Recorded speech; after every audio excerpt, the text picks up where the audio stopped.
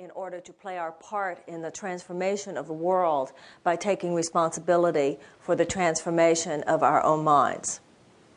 Having been as involved as we have been in the last years, there has often been a sense of play, a sense of fun, as indeed there should be. But there has also been this sense that as we reached the end of the 20th century, great changes would be upon us. Well, it is the end of the 20th century.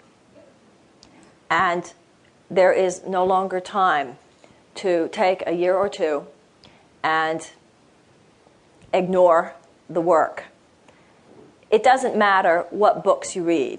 One of the things we want to recognize, of course, is that universal truths don't have special relationships with spiritual paths.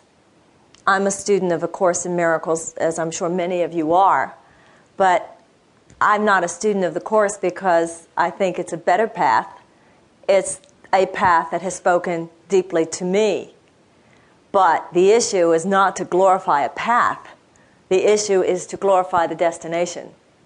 And that destination is a place inside ourselves.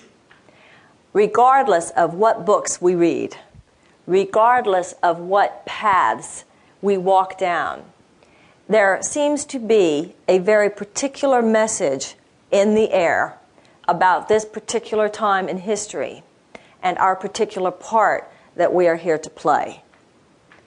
I don't know what's going to happen in the next few years, but I certainly share with millions of others a sense that the world 10 years from now will not look like it looks today. That the world 10 years from now will be much more different from our experience of the world than our experience of the world now is from the experience of the world in the early 80s. Whether it's earth changes, whether it is merely governmental changes, whatever it is, there is a world which can no longer stand.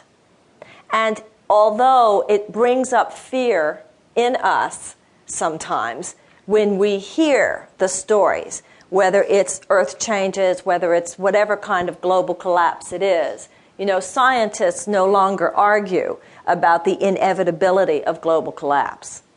It's no longer some scientists thinking it's going to happen and some scientists saying it's not going to happen.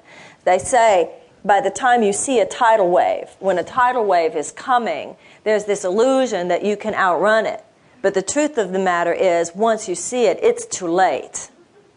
And so scientists now recognize that because they can see the tidal wave, it's on the way. Now, on a certain level, this brings up fear in us because this is the world in which we live. But on another level, you and I both know, we all know, because we've been doing this work for so long, that the reason one world is falling apart is because it is rotten at its core. It's not just one governmental system that is corrupt or another governmental system that is evil. We're talking about the underpinnings of certainly Western civilization. I don't know that much about Eastern civilization today. I don't know. I can't make a comment. But I want to comment on Western civilization. Something at the core is so anti-life. Something at the core is so contrary to the ways of love. Something at the core so does not honor the human heart. Something at the core so does not place human relationships first. That it is because of the beneficence of the universe, because the universe is moving in a direction of higher truth, that the systems which do not fortify love within human beings, the systems which do not promote a genuinely life-producing impulse will now fall, period. I find it incredible that Mary and Medjugorje, which are the longest running, supposedly longest running Marian apparitions in history.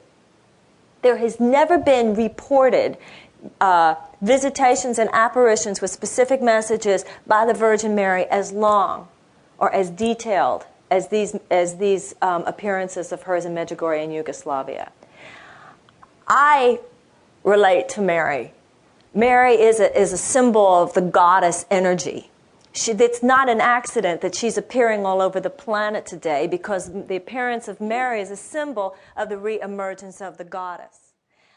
To keep listening to this audiobook, I've left you a link in the description so you can do it at no cost thanks to Audible's 30-day free trial.